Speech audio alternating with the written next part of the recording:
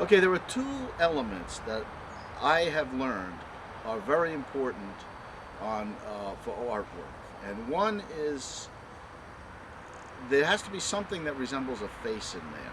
You know, sometimes I've seen in galleries, like there's one particular gallery in a village, had these nice little scenic paintings up, and the woman running the gallery was saying, "Oh, this artist is great. Oh, look at the colors and the texture, and he's so professional." And really nice looking pieces, but no people in there, no faces. Okay, and what I find is that a face of any nature, as long as there's eyes, mouths out there, people gravitate to that. People want that at their house. That one particular gallery, 2 years later, the same paintings were there, or they had different things up, but you could see these paintings stashed somewhere behind this or that door or whatever, because they didn't sell. Okay? Now, this man in the city had these little figures he had drawn and painted on these pieces of wood. They were the kind of wood that you would that made these crates for wine bottles. Okay, and you're able to peel them apart and then paint on them. And he would make a little series of 4 to 6 little men in suits.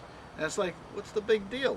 You know, and he was selling them for $250 to $400 per painting. And they were simple. He was doing a lot better than other people. He wasn't selling them all day. He sold probably 3 to 5 on a weekend. And they're nice because, in contrast to some other artists' work, he could be outside with them, it can rain, whatever. And he had a clientele. Well, what he told me is for the first 2 years, he couldn't sell anything until he started putting eyes and nose and mouths on there. They're very tiny. The head is like an inch, maybe an inch and a half in height, and you can not really see the face, but there's a face there. And that's what got him selling. And I noticed with my work, once I started putting those eyes and mouths on there, everybody wanted them.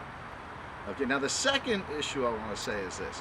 I once saw a special on like a Channel 13 or whatever it was, about the value of having live flowers at a location, that women will buy 60% or more additional things. In other words, you'll sell 60% more of your product if there are real live flowers.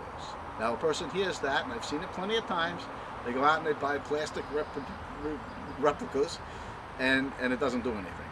Now, I explained exactly this to a man who had an art gallery in a city, not a city, a village, main street. And I told him exactly what I just said here, and him and his wife were running the place.